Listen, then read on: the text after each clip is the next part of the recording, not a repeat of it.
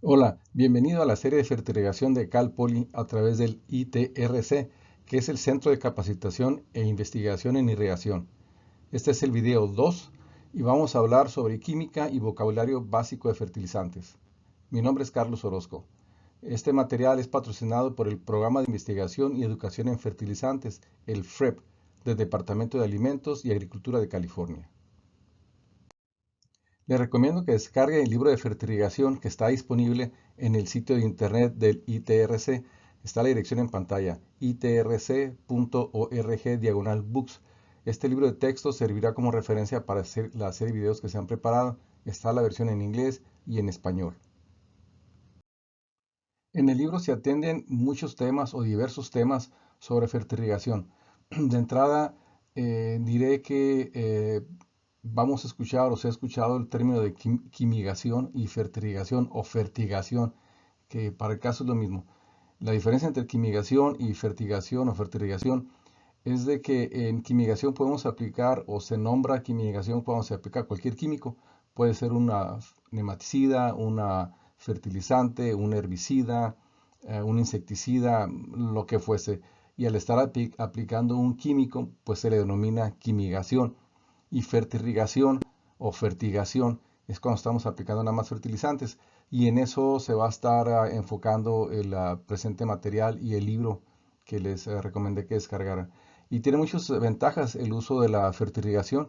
En lugar de hacerlo de manera convencional, ir a aplicar con un tractor el fertilizante para después regar, tiene bastantes beneficios.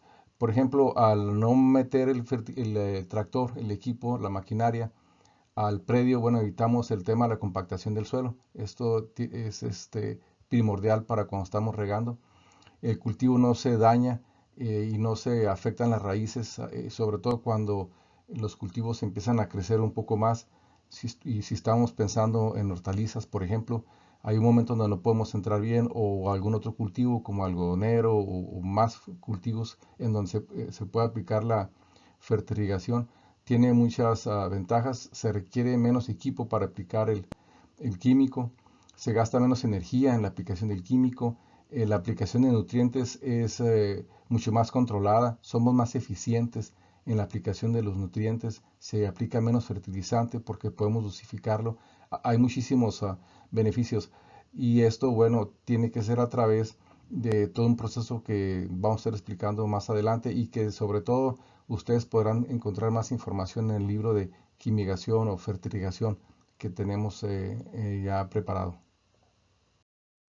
En relación a las necesidades de nutrientes, vamos a hacer algunos comentarios generales. Evidentemente, en el libro de fertilización hay mucha más información y mucho más específico, y hay mucho material, muchos libros que detallan las características de estos nutrientes y depende de los hábitos de los agricultores, depende también sobre todo de las necesidades de los cultivos, de los suelos, en fin, hay gran variedad de material que se puede consultar. Sin embargo, diremos que hay tres grandes grupos. Elementos principales, tenemos elementos menores o secundarios y los micronutrientes.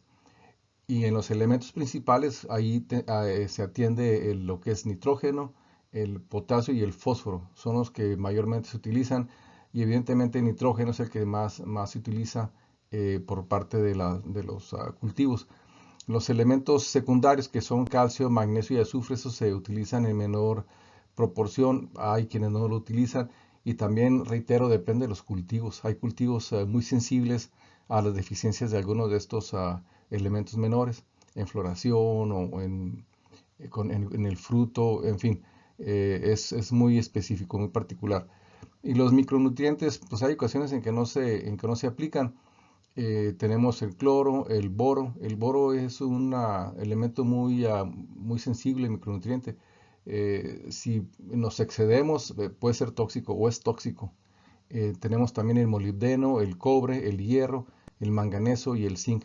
Tal vez los cuatro últimos son los que más se pudieran aplicar y los otros realmente ocasionalmente se aplican. Pero esto, reitero, es en condiciones muy específicas y la sugerencia es que revise material específico ya para irnos más al detalle. Pero Elementalmente tenemos estos tres grandes grupos. El nitrógeno es un tema importante en California y en muchas partes. Esto debido a que las concentraciones de nitrato, que es NO3 y es negativo, en el agua subterránea en ocasiones es percolado a otros estratos. Cuando está en el suelo los nitratos no quedan en las partículas del suelo, quedan en la humedad en el agua que está presente en el suelo, en la humedad. Y cuando hay algún riego o lluvias, entonces esos nitratos son percolados y se van a más profundidades del suelo y pueden llegar al agua subterránea y contaminando el agua subterránea. Ese es un problema. De ahí que haya que tener mucho cuidado con las aplicaciones de nitrógeno, no excedernos. Y podemos ver, por ejemplo, aquí en el mapa, en el plano que está en pantalla, que hay algunas zonas en California en donde vemos que están de color verde, algunas amarillas, que ya hay que tener mucho cuidado, las concentraciones están excedidas y sobre todo pues vemos algunas en color rojo. De ahí de que debamos de tener mucho cuidado con la aplicación de nitrógeno en los cultivos y no excedernos. Finalmente es el nutriente que más se utiliza y es muy común su aplicación. Además de la tema de las concentraciones excesivas y que puedan tener problemas en el agua subterránea, se requiere mucha energía para producirlo. Entonces, este es todo un tema que hay que tener mucho cuidado en el manejo de los fertilizantes nitrogenados. En esta lámina tenemos preguntas y respuestas. Y una pregunta que a menudo nos hacemos en campo es, ¿solo porque una planta usa un nutriente necesito aplicarlo como fertilizante? Pues no necesariamente. No si hay un suministro suficiente y fácilmente disponible en el suelo. ¿A qué me refiero con esto?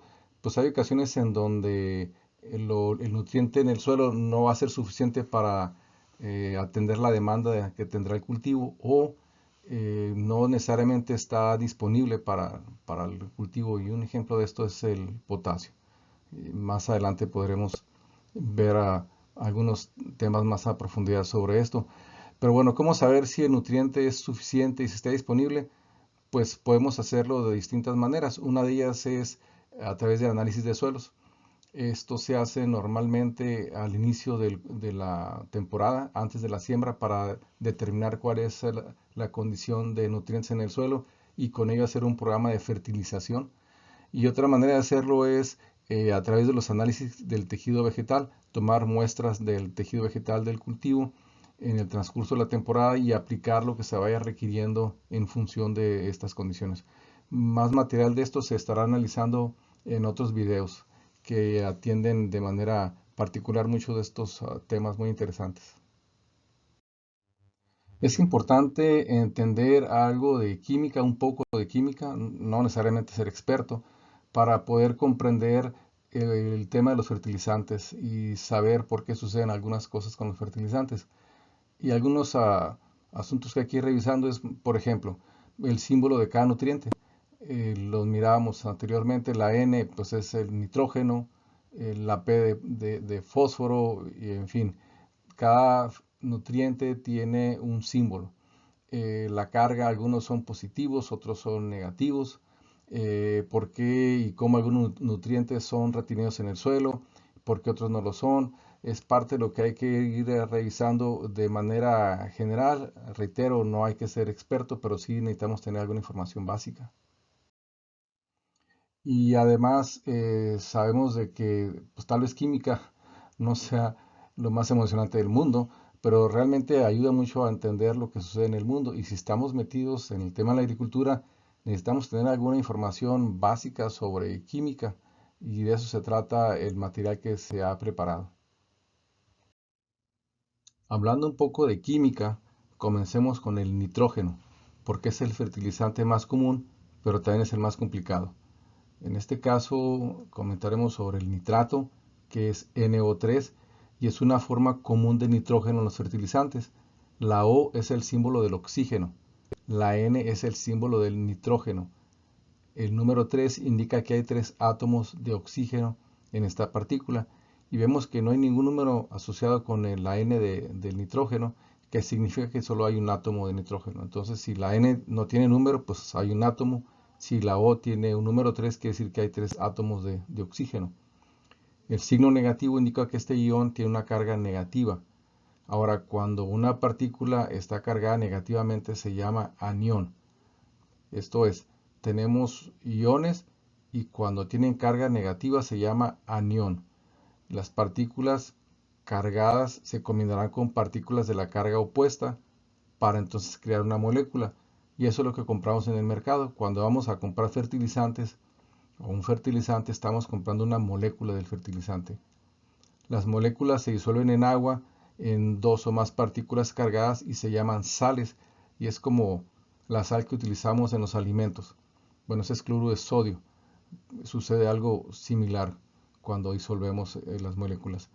Y las cargas positivas y negativas de las sales siempre se equilibran. Esa es una condición que siempre sucede. A partir de esta lámina y algunas más adelante, vamos a hacer un ejercicio. Vamos a revisar lo que hemos comentado en las láminas previas, lo que hemos estado viendo. Vamos a poner una pregunta y después de esta lámina viene la respuesta y así tendremos algunas. Siéntase con la libertad de pausar el video para pensar antes de responder. Tome su tiempo, no hay prisa. Y la pregunta es, ¿una forma común de nitrógeno en el fertilizante es nitrato, NO3? ¿De qué es el símbolo O? ¿Qué significa la O, la letra O? La respuesta es la letra O, es el símbolo O. La respuesta es oxígeno. La O representa el oxígeno, eso quiere decir la letra O. No es un cero, es una letra, una O mayúscula. La siguiente pregunta es, en nitrato, ¿qué significa el número 3? Estamos viendo a la derecha de la O un número 3. ¿Qué significa eso? Si necesita, pause la presentación y dele una pensada.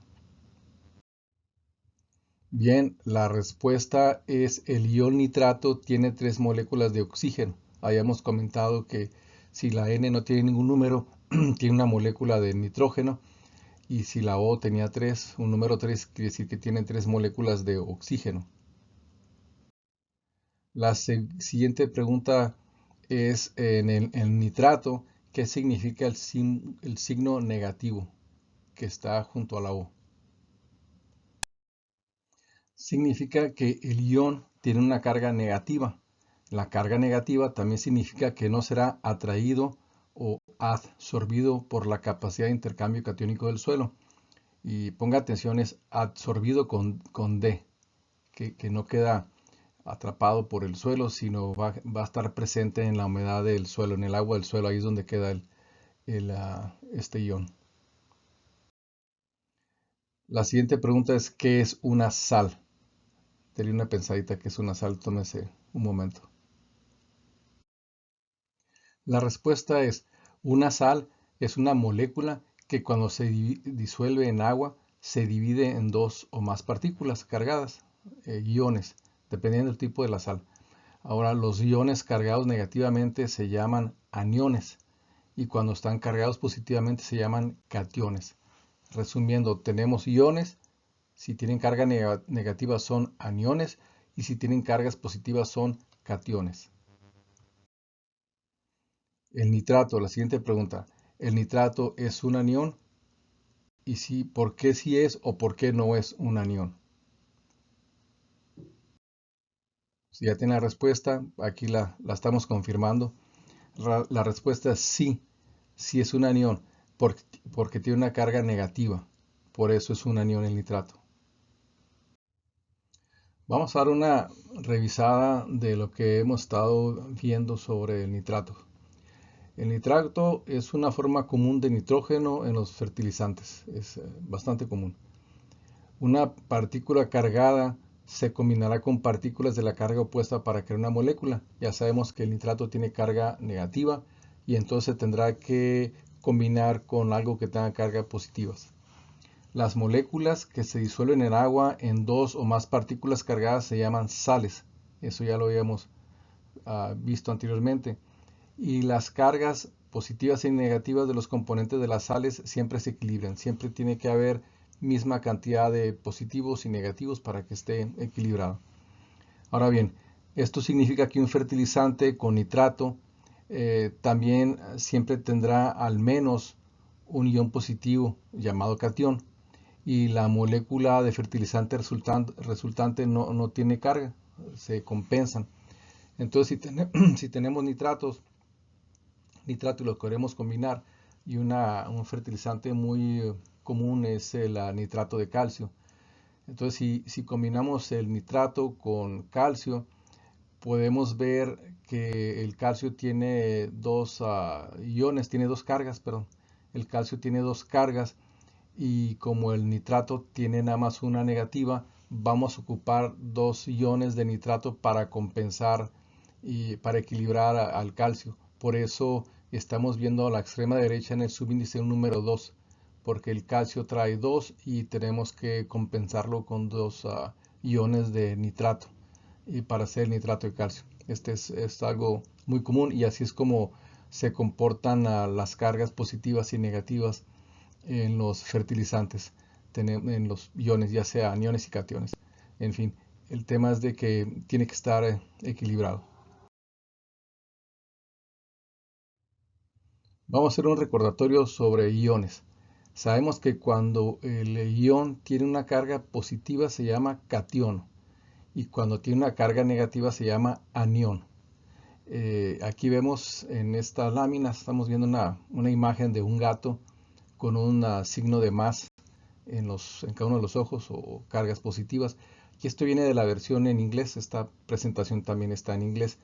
Y en inglés es un juego de palabras como para recordar el tema de los cationes. Cat de eye, de gato, eye de ojos, y on, como decir en los ojos del gato o a la vista del gato. Es nada más tratar de fijarnos con una idea. Cationes son cargas positivas, aniones son cargas negativas. Vamos a comentar sobre las formas más comunes de fertilizantes nitrogenados que podemos encontrar en el mercado. Tenemos el nitrato, que ya estuvimos platicando de él anteriormente. Es una forma más, un fertilizante más, es el amonio, que es distinto al amoníaco, no es lo mismo. El amonio es un fertilizante que se puede combinar con el nitrato, y entonces forma nitrato de amonio. Y aquí pueden ustedes ver que, por ejemplo, el nitrato tiene una carga negativa y el amonio una carga positiva, y anteriormente platicamos que se balancean las cargas. En este caso es una negativa y una positiva y quedan balanceados. Otra forma de fertilizantes, otro fertilizante bastante común es la urea.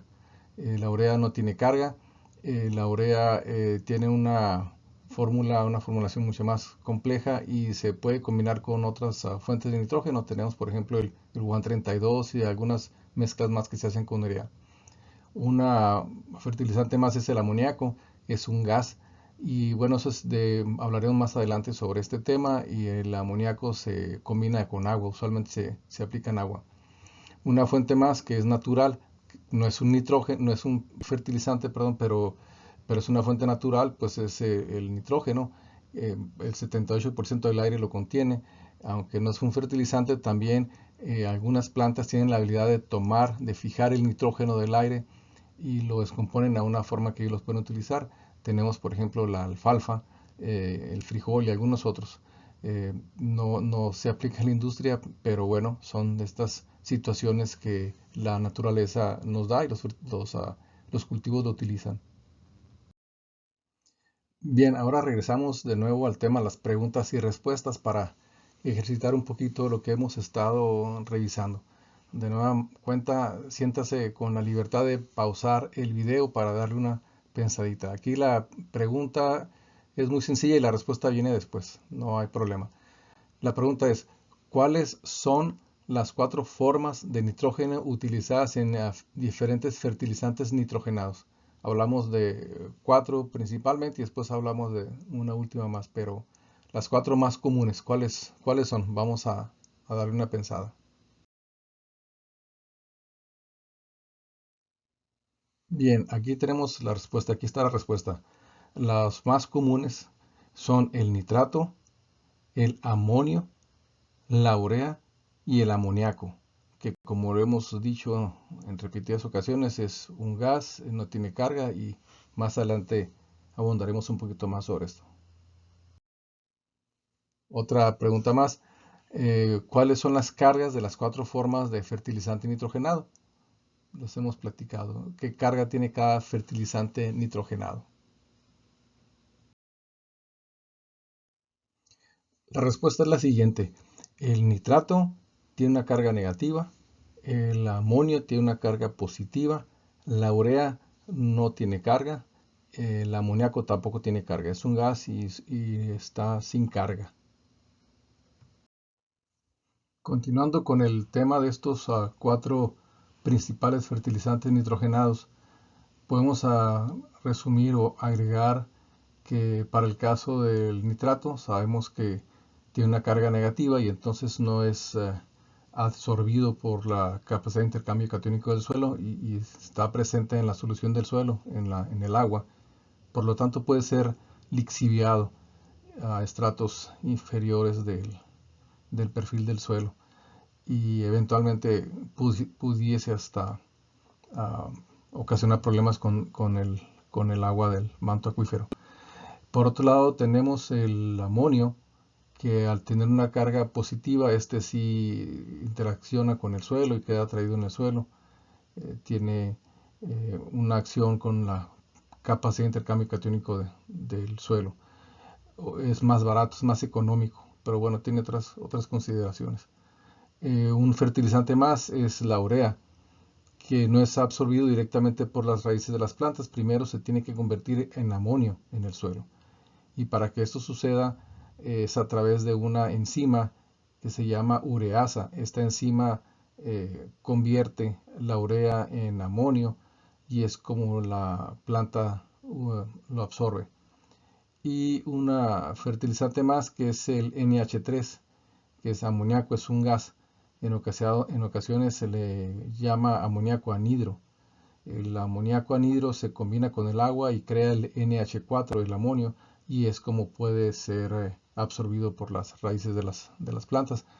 Aquí en la fotografía podemos ver un par de tanques blancos. Esos tanques blancos tienen amoníaco.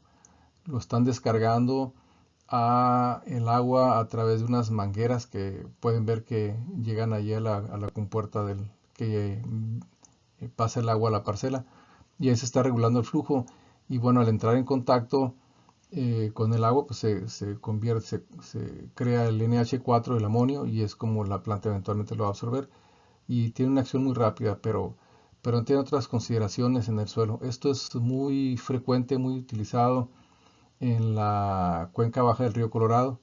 Entiéndase con esto en el Valle Imperial y cruzando la frontera en el Valle Mexicali, en México también utilizan mucho el amoníaco, el amoníaco por ser muy económico, pero pues también tiene sus consideraciones y hay que saber utilizarlo y no siempre es aconsejable. Vamos a platicar un poco sobre cómo llegan los nutrientes a las raíces de las plantas de una manera abreviada. Esto pueden encontrarlo en el capítulo 10 del libro de fertirrigación. Y bueno, fundamentalmente hay tres mecanismos principales para la absorción de nutrientes por las raíces de las plantas. Uno de ellos se llama difusión o es difusión. El otro se le conoce como intercepción radicular y uno más que es flujo de masa. Vamos a comentarlos. La difusión indica que los iones de los nutrientes se mueven de alta a baja concentración, es decir, de la solución a la raíz. Y me explico. Si hay una solución del suelo con fertilizante y está muy cerca de las raíces, está en contacto con las raíces empiezan a tomar los iones y entonces se genera algo que se conoce como gradiente. Entonces, de la solución más alejada, en donde hay más concentración de iones, se van a mover a donde hay menos concentración cerca de la raíz, y es como lo va a empezar a tomar. De una manera resumida, esto se le conoce como difusión. Se mueve de mayor concentración a menor concentración. La otra mecanismo es la intercepción radicular. Mm, hay raíces muy delgaditas, muy finitas, y bueno, estas sugiere que las raíces entran en contacto con los iones que están presentes en el suelo. No que, no que los iones vayan a la raíz, sino que al estar en contacto con ellos los empieza a tomar y bueno, son absorbidos. Los intercepta, pues a esto se le conoce como intercepción radicular. Y un mecanismo más, es el conocido como flujo de masa. Esto indica que los iones se mueven en la solución del suelo a las raíces de las plantas en respuesta a la pérdida de agua en las hojas por la evapotranspiración. Las plantas están tomando agua del suelo a través de las raíces para realizar la función de evapotranspiración.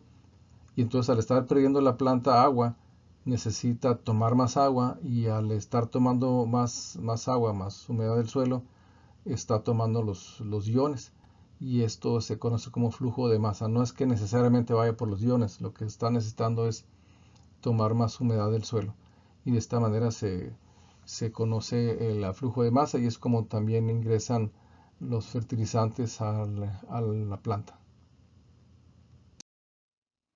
Ya que entendemos y conocemos los tres mecanismos principales de la absorción de nutrientes, hay que revisar cómo es que ingresan los nutrientes a través de las plantas principalmente. No todos se mueven igual, no todos se comportan similar.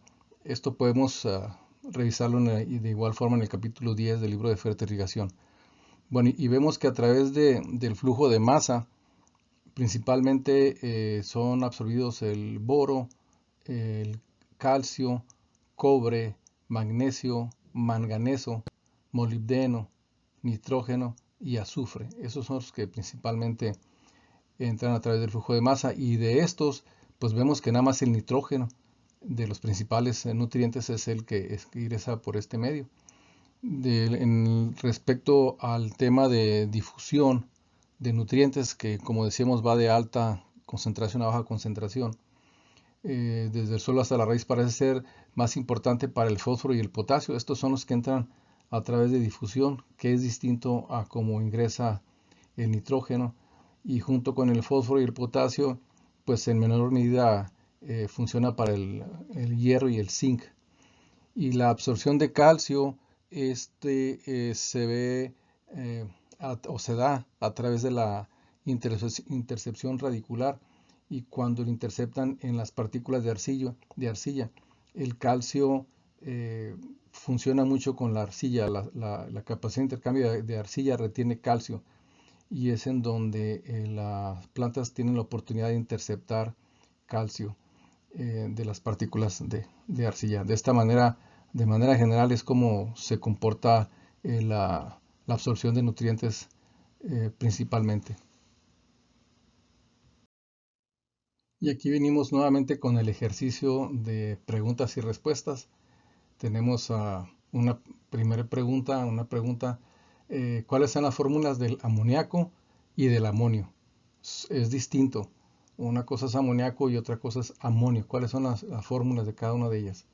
Piense un poco. Bien, aquí tenemos la formulación.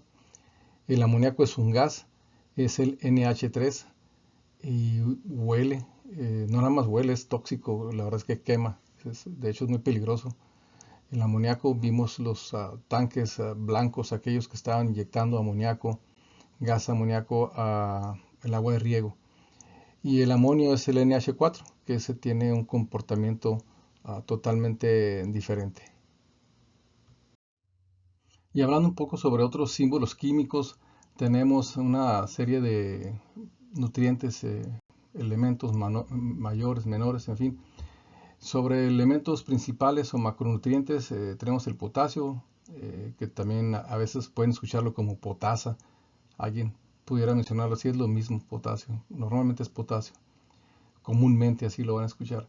Con la letra K, el fósforo sabemos que es una letra P y siempre se encuentra como fosfato en los fertilizantes, que es PO4 con menos 3 cargas negativas. Algunos elementos menores o secundarios, que no quiere decir que sean menos importantes, simplemente que se utilizan un poco menos, que tenemos el calcio y el magnesio, los dos con 2 cargas positivas. El calcio participa mucho en el suelo, en la capacidad de intercambio catiónico, tiene mucho que ver, por ejemplo, en la estructura de los suelos y tiene mucha actividad en suelos y en algunos suelos es común encontrar calcio. El azufre, que se encuentra como sulfatos SO4 en los fertilizantes, y también hay micronutrientes. Pusimos aquí el caso del cloruro, que es Cl con una carga negativa. Este casi no se aplica, es muy poco a menos que haya realmente una deficiencia, que es distinto al cloro. El cloro es un elemento que puede ser en bajas concentraciones, bastante dañino, puede ser tóxico en bajas concentraciones, 4 o 6 partes por millón. Podemos tener problemas por el cloro, es distinto a cloruro. Y otros micronutrientes con cargas distintas, cargas varias, tenemos el boro, que ese ya habíamos dicho que también puede ser perjudicial en pocas concentraciones, es muy sensible a altas aplicaciones de boro. Realmente es muy excepcional cuando se tiene que aplicar. Hierro, Fe, molibdeno, que es MO, manganeso, tenemos cobre y tenemos zinc, entre otros, principalmente es lo que los símbolos químicos más utilizados. Vamos a darle una revisión a lo que hemos estado viendo. Las sales son moléculas que se disuelven en agua en partículas cargadas llamadas cationes, que son los positivos, y aniones, que son los negativos. La mayoría de los fertilizantes son sales, la gran mayoría. Tenemos ahí algunas formulaciones, empezando por la izquierda está el nitrato de calcio, después tenemos nitrato de potasio, viene el sulfato de potasio, por ejemplo. A la extrema derecha tenemos el fosfato de amonio. Ahí quiero que nos detengamos y revisemos lo que hemos estado conversando de las cargas positivas y negativas. Junto al amonio tenemos el número 3. Lo que sucede es que el fosfato tiene 3 cargas negativas y el amonio tiene una positiva, entonces necesitamos 3 amonios para compensar el fosfato. El fertilizante más común, que no es una sal, es la urea. No tiene cargas. Eventualmente se puede convertir en sal, pero de entrada no tiene carga. Los principales elementos fertilizantes son el nitrógeno, el fósforo y el potasio, que es NPK. También hay numerosos nutrientes secundarios y micronutrientes. El libro de fertilización no cubre todos los aspectos deseables que quisiéramos, pero sí es importante no perder de vista la imagen que tenemos en pantalla. Es un suelo con evidentes problemas de sales. Hay una siembra en surcos o lo que pretendía ser una siembra en surco. Esto se da muy frecuente en el oeste y en el sur de California, en la cuenca del río Colorado, en el Valle Imperial, cruzando la frontera en el Valle Mexicali. Y debido a problemas evidentemente de sales, estamos aplicando fertilizantes, el agua tiene sales y si no hay un buen manejo, pues tenemos este tipo de problemas. Sucede que el agua de riego tiene sales más el fertilizante, por ascensión capilar sube a la parte superior de del surco y por la evaporación pues ahí se acumulan las sales. Esto pues no representa ningún éxito para la agricultura y lo que tenemos que hacer es estar alejados de este tipo de problemas. Como estamos aplicando fertilizantes y son sales, debemos de comprender cuál es el manejo de las sales para no tener este tipo de condiciones en nuestros cultivos y en nuestros predios. En relación a las sales del suelo, veamos la foto a la derecha, es pistacho. Tiene evidentemente presencia de sales en la superficie del suelo, tiene 3 líneas de riego por goteo, un poco de sales en donde termina el bulbo de mojado del goteo. En el camino hay más sales y hay una franja negra que pudiera ser por sodio. El caso es de que tiene una afectación considerable de sales en el suelo. Afortunadamente el pistacho es resistente. La mayoría de las sales del suelo se originan en el agua de riego, no en el fertilizante. No necesariamente es el fertilizante. Y dependiendo de la calidad del agua que estemos usando para regar, va a ser la cantidad de sales que estemos aplicando. Y esto tiene que ver con el origen del agua de riego, en dónde nace, por dónde transita, y en el trayecto puede irse salinizando hasta llegar a concentraciones bastante altas.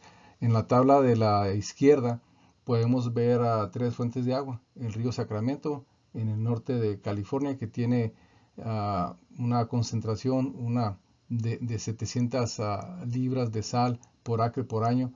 Es lo que se estaría aplicando en el agua de riego si típicamente hacemos una aplicación de 3 acres pie por año. Entonces se están aplicando 700 libras de sal utilizando el agua del río Sacramento.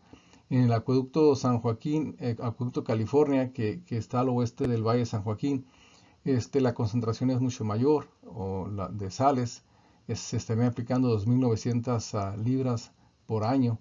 El origen del agua es distinto. Tiene, entiendo, alguna influencia de la Bahía de San Francisco y bueno, la calidad es menor que la del río Sacramento.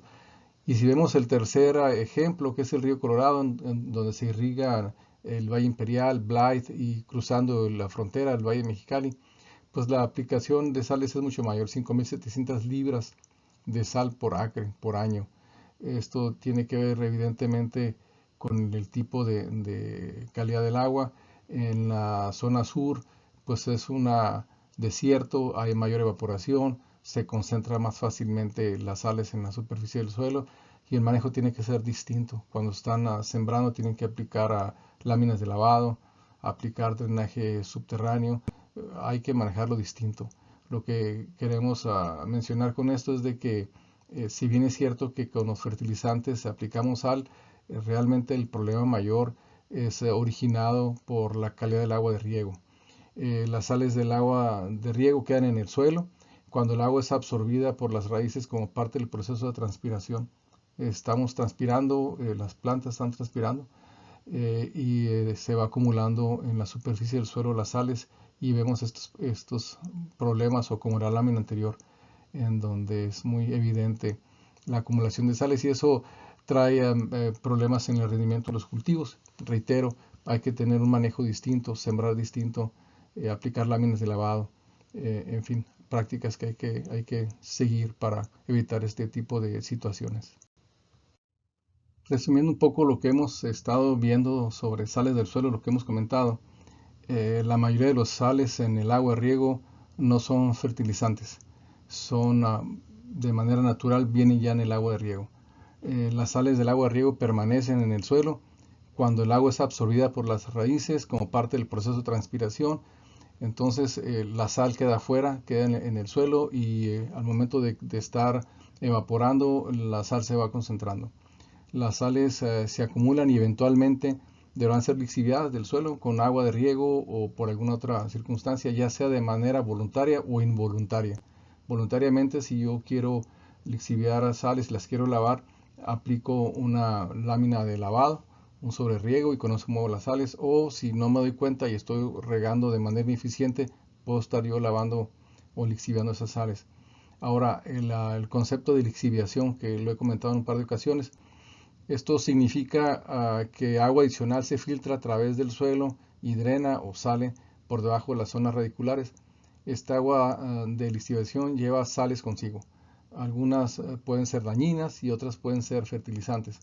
Si estamos sobrefertilizando, entonces podemos mover los fertilizantes y en este caso podrían ser nitratos y pudiéramos estar ocasionando otro tipo de problemas.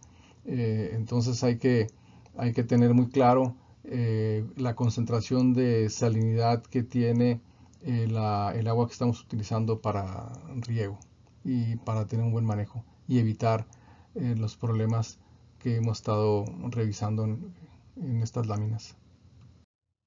Aquí está una imagen de lo que les comenté en las láminas anteriores sobre lixiviación.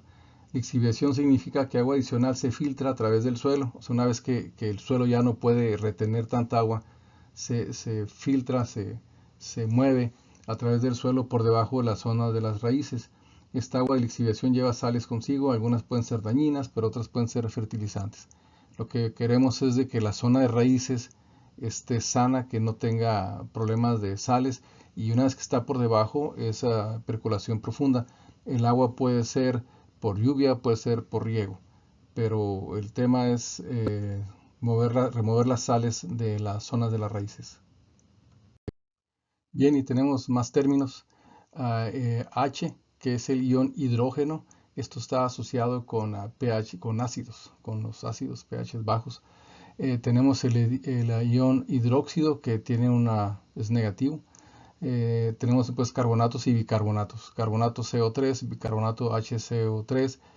Y bueno, pudiera ser un poco confuso porque el carbonato tiene dos cargas negativas y el bicarbonato una. Pareciera que estuviera equivocado, pero bueno, así está esto y tiene que ver, participan mucho en temas de pHs altos. Vamos a estar platicando sobre estos elementos. Vamos a hablar un poquito sobre el pH. Es importante que tengamos los fundamentos del pH para entender muchos de los procesos que suceden con los fertilizantes, con el agua, en fin. La descripción técnica es pH es el logaritmo negativo de la concentración de iones hidrógeno. Es como se describe técnicamente y no nos meteremos en esos detalles. ¿Qué significa esto en la práctica? Bueno, los ácidos tienen un pH bajo, menor de 7. 7 es el neutral, es el medio. Lo que significa que hay muchos iones hidrógeno en el agua. Cuando el agua tiene demasiado hidrógeno, entonces el pH es bajo, tiene un pH de menor a 7. Y eso podemos identificarlo básicamente, o sea, es muy común saber cuándo está algo ácido o no está ácido. El aceite de las baterías es ácido y sabemos que nos puede hacer daño. Y tenemos muchos elementos que son ácidos o básicos.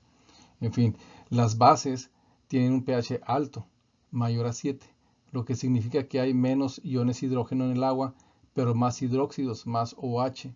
Entonces, si tenemos más OH, vamos a tener valores, números superiores a 7.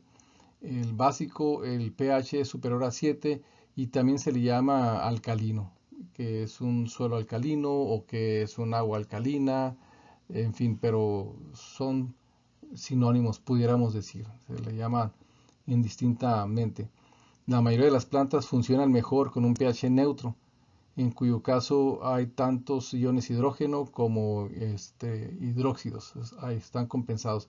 La mayoría, hay excepciones, hay algunas que se mueven mejor en un poquito arriba de 7, un poquito abajo de 7, hay excepciones, pero la mayoría están bien en 7 y es el estándar que se toma a menos de que tengamos el dato de que el cultivo funcione mejor de otra manera. La mayoría de las plantas no les va bien con suelos que tienen un pH muy bajo, que son ácidos, o un pH muy alto, si son básicos. Entonces tenemos que más o menos controlar el pH medio. El pH, por ejemplo, el pH del agua sí la podemos controlar. Hay maneras para regular el pH del agua. Y el pH del suelo, bueno, podemos hacer algunas cosas para mitigarlo y para trabajar con él. Es más sencillo trabajar con el pH del agua.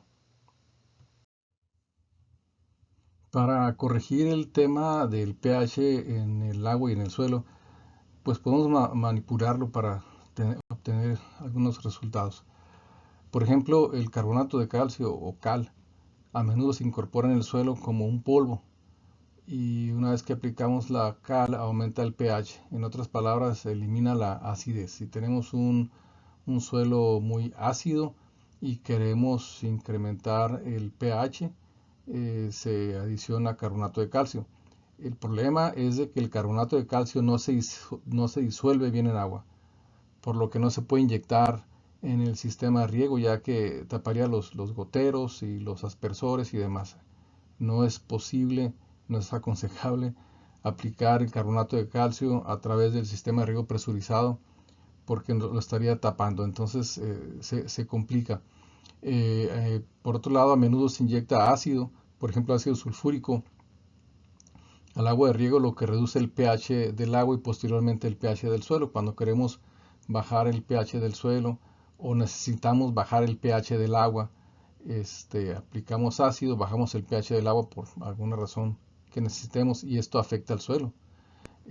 Algunos fertilizantes nitrogenados, después de ingresar en el suelo, se convierten en otras formas de nitrógeno y hacen que el suelo sea más ácido durante este proceso de conversión.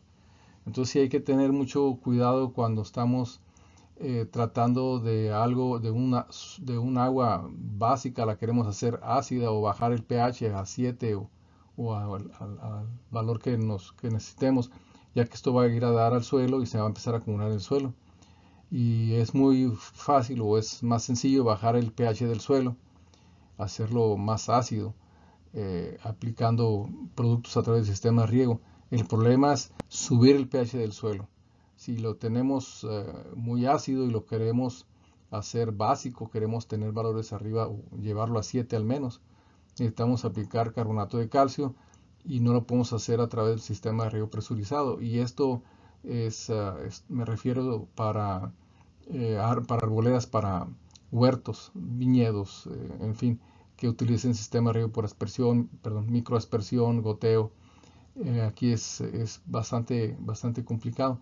Entonces hay que tener mucho cuidado con el manejo de los ácidos. Si estamos aplicando muchos ácidos para lavar el sistema o para las razones que ya he escrito, el ácido se puede ir acumulando en la raíz, en la raíz de la planta o del árbol, perdón, y eventualmente darnos algunos problemas. Entonces hay que tener mucho cuidado con el manejo de los ácidos y los pHs en el suelo, lo que estamos haciendo para corregir alguna necesidad que tengamos. En relación a la inyección de ácido al agua de riego, aquí en esta lámina tenemos dos equipos para la inyección de este tipo de ácidos. El equipo superior que pueden ver aquí en la izquierda es una bomba para inyección de ácido sulfúrico y la de abajo es este ácido sulfuroso. Bueno, el tema con el ácido sulfúrico es que es un ácido muy fuerte, bastante fuerte. Eh, en esta caja anaranjada está la bomba. Es una bomba especial para poder soportar lo fuerte del ácido. Y ustedes pueden ver que tenemos dos tanques. El tanque más grande que está al interior es en donde se deposita el ácido. Y hay un segundo tanque que es un tanque para evitar algún problema de derrame del primer tanque. Aquí hay un espacio entre el primero y el segundo tanque. Entonces, en caso de que hubiese algún problema con el ácido, se quedaría atrapado en el pasillo entre el primer y el segundo tanque. Son medidas de prevención. Usualmente esto lo aplica empresas especializadas, los rancheros, los agricultores. Normalmente ellos no hacen esto por lo peligroso que es el manejo de este equipo. Y en la imagen inferior vemos un inyector de ácido sulfuroso y es un quemador realmente. Quiero agregar que hay videos específicos que se han elaborado sobre el manejo de estos dos equipos. Pueden revisarlo en la página de Calpoli y TRC. Bueno, en el inyector de abajo tenemos un quemador. Este sí lo hacen los agricultores directamente, capacitan a técnicos y con todo el equipo de protección lo pueden llevar a cabo. Estos sacos que tenemos aquí son sacos de sulfuro. Se depositan en esta tolva que tenemos aquí a la izquierda. El sulfuro pasa a este quemador, se enciende y a través de este quemador sube gas, que es tóxico el gas. Y este gas es inyectado al agua de riego, al agua del reservorio, para después aplicarse en el sistema de riego. Reitero, los detalles podrán verlos en el material que está preparado de manera particular. Y son dos formas como se pueden aplicar el tipo de ácidos. El ácido sulfúrico, que es fuerte, y el ácido sulfuroso, que es un ácido débil, es menos agresivo, menos fuerte que el primero. De cualquier manera, los dos hay que tener mucho cuidado en el manejo. Además está el suelo mismo por sí solo y bueno, hemos dejado de manera intencional esta lámina. Las partículas de arcilla y humus, que es materia orgánica en descomposición que está presente en el suelo, tienen cargas negativas, no arena, solo la arcilla y el humus.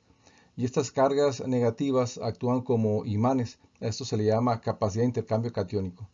Y estos tipos de imanes, pudiéramos decirlo, atraen y almacenan cationes, los que tienen cargas positivas, como el amonio, el potasio, el calcio, entre otros. Y la mayoría de los aniones permanecen en la solución del suelo. O sea, los aniones que no son atraídos van a estar en la solución del suelo.